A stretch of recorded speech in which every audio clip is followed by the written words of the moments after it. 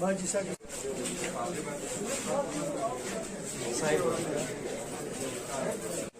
रास्ता तो देना।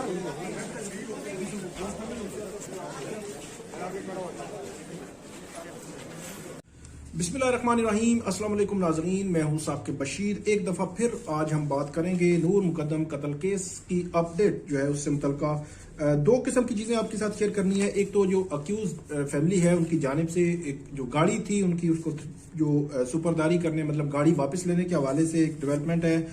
और दूसरा मामला है जो इस केस में कंप्लेनेंट हैं, पिटिशनर हैं, जो इसमें मुद्दई हैं, उनकी जानिब से एक दरख्वास्त दायर की गई थी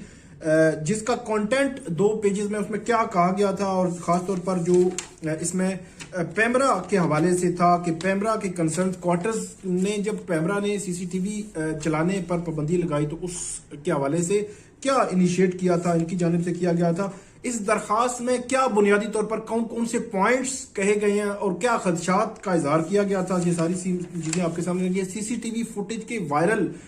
होने से मुतालिक है। इन दोनों पे बात करेंगे। सबसे पहले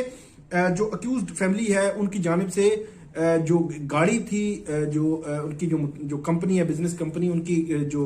नाम जो गाड़ी थी, उस गाड़ी की सुपरदारी कराने से मुतालिक जो अदालत से रजू किया गया है, और उसमें अभी तक की जो अपडेट मेरे पास आई है वो ये है कि गाड़ी के क्योंकि कागजात उनके पास नहीं थे, तो जो अक्यूज फैमिली है उनका क्लेम ये था कि गाड़ी के कागजात जो है वो गाड़ी में ही थे,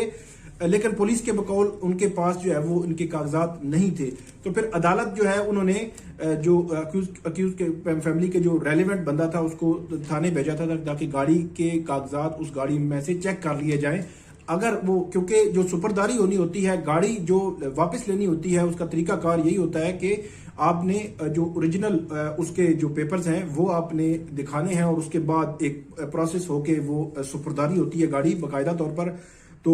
वो अदालत ने फिर चेक करने हैं और उसके बाद अप्रोप्रिएट ऑर्डर होगा पुलिस को, और पुलिस जो है वो गाड़ी जो है वो रेलेवेंट जो लोग हैं उनके हवाले कर देगी। अब आते हैं दरखास्त क्या है। जो कंप्लेनेंट है उनकी जानिब से जो दरखास्त दायर की गई थी,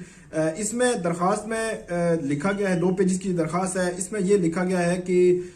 10 नवंबर को जो अदालत की डायरेक्शंस थी उनके मुताबिक ये जो फुटेज है वो प्रोवाइड की गई, जो डिफेंस के लॉयर्स हैं, वकला हैं, उनकी जानिब से उनको जो है प्रोवाइड की गई। इसके अलावा आगे चलकर जो 3rd पैराग्राफ है उसमें यह कहा गया है कि इसमें जो कंसर्न्स थे जो बाकायदा वो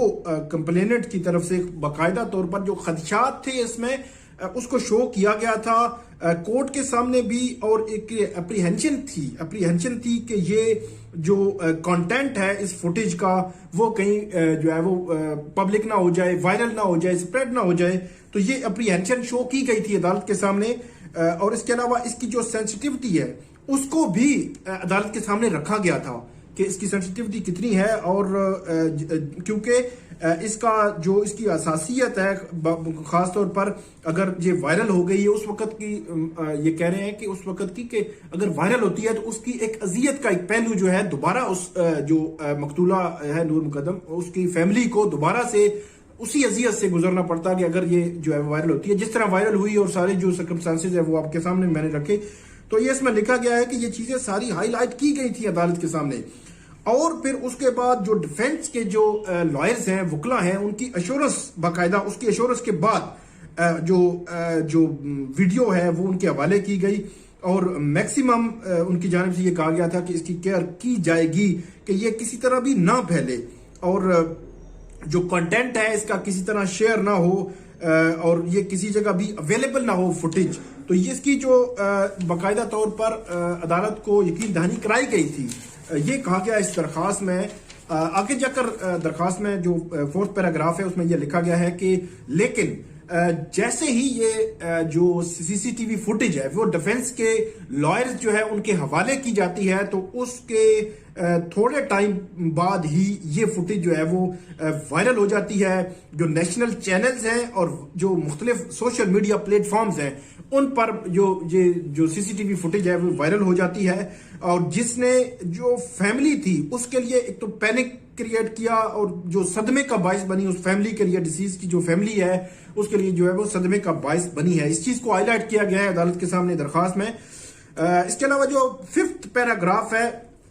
उसमें अब वो बात कर रहे हैं कि ये मुझे याद है कि सैटरडे का टाइम वक्त था, शाम को ये वायरल हुई थी ये जो सीसीटीवी है रात तकरीबन 9 बजे के बाद। तो ये इसमें ये कहा गया है कि जब ये सीसीटीवी वायरल हुई तो जो कंप्लेनेंट हैं उनकी जानिब से जो कंसर्न क्वार्टर्स हैं उनको एक एप्लीकेशन जो दी गई ताकि इस जो नेशनल चैनल्स हैं कम से कम उनमें एयर होने से रोका जाए। तो इतवार के दिन, संडे वाले दिन तकरीबन 11 बजे के राउंड अबाउट जो एक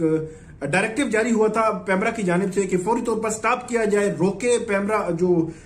का जो सेक्शन 27 है पेमरा ऑर्डिनेंस 2002 का, उसके तहत ये ऑर्डर डायरेक्टिव जारी हुआ था कि फौरी तौर पर रोक दिया जाए एयर करने से। और उसके बाद जितने भी चैनल्स हैं उन्होंने नहीं रोका। तो मेरा ये अज्यूम मैंने किया था कि शायद पेमरा ने खुद इनिशिएट किया है, लेकिन अब ये चीज सामने आई है कि पेमरा को बाकायदा तौर पर जो कंप्लेनेंट है नूर मुकदम केस में उनकी जानिब से जो अप्रोच किया गया था, दरखास्त दी गई थी और उसके बाद उन्होंने उस पर एक्शन लिया और फर्दर जो मूव है हुई और उनकी दरखास्त एक्सेप्ट होने के बाद वो जो पेमरा ने उसको उस पर पाबंदी आयद की। और उसके बाद जो हमने देखा है कि कभी भी उस दरखास्त उस जो एयर नहीं हुई वो सीसीटीवी फुटेज जो है वो नेशनल चैनल पर, सोशल मीडिया एप्स पर देख सकते हैं आप, कहीं पे भी नजर आ सकती है। अब इस दरखास्त में जो ये कहा गया है कि अप्रोप्रिएट मेजर्स जो है वो अदालत ले इस दरखास्त में और इसको प्रूव करने के हवाले से खास तौर पर अप्रोप्रिएट मेजर्स ले और जो रिस्पॉन्सिबल हैं इसके जो वायरल होने के हवाले से जितनी भी रिस्पॉन्सिबिलिटी फिक्स होती है तो उसको इंसाफ के कटहरे में लाया जाए, मतलब उसके खिलाफ जो है वो एक्शन लिया जाए, ये दरखास्त में कहा गया है। और प्लस आखिर में ये कहा गया है कि जो सीसीटीवी फुटेज है उसके प्रिंट, इलेक्ट्रॉनिक मीडिया और सोशल मीडिया पर शेयर होने के हवाले से भी अलग से एक अप्रोप्रिएट जो ऑर्डर है वो जारी करे अदालत। तो वो जो अदालत के सामने अब ये दरखास्त जो है वो रख दी गई है कि इस हवाले से बाकायदा कोई ना कोई एक्शन लिया जाए। अब वो एक्शन किस किस्म का होगा, क्या होगा, ये अब जो है वो 24 नवंबर को हमें पता चलेगा, क्योंकि 24 नवंबर को इसकी समाअत है और उस समाअत में डेफिनेटली जो एप्लीकेंट हैं उनकी जानिब से भी दरखास्त आ सकती है, उस पे जो आर्गूमेंट्स होंगे और दूसरी साइड पे भी या अदालत खुद जो है इस पे कोई ऐसा अप्रोप्रिएट ऑर्डर जारी कर देती है कि फ्यूचर में सोशल मीडिया या इस वाले से जो रोक देती है या कोई ऑर्डर जारी करती है कि ना शेयर किए जाएं, तो फिर देखेंगे जो भी अपडेट होगी आपके सामने रखेंगे। लेकिन ये अप्रीहेंशंस थी उस वक्त भी अब भी कि सोशल मीडिया पर वायरल होने के हवाले से। अब मरला ये है कि 40-42 घंटे की वीडियो भी जो डिफेंस के लॉयर्स हैं उन्होंने मांगी है, लेकिन मेरा यह ख्याल है कि अगर वो भी दी गई तो वो कहीं ना कहीं जब सील खुल जाती है तो उसके बाद वो वायरल होने से मेरा नहीं ख्याल कि कोई रोक सकता है, कहीं ना कहीं से निकल जाती है। जिस तरह इसमें भी एश्योरेंस दी गई थी लेकिन फिर वायरल हो गई, उसमें भी एश्योरेंस तो दी जाएगी लेकिन कोई कुछ कह नहीं सकते कि होगा क्या। लेकिन अदालत ने फैसला करना है कि 40-42 घंटे की वीडियो उनको देनी है या नहीं देनी, और इसमें अप्रोप्रिएट ऑर्डर्स क्या होता है ये 24 नवंबर को पता चलेगा।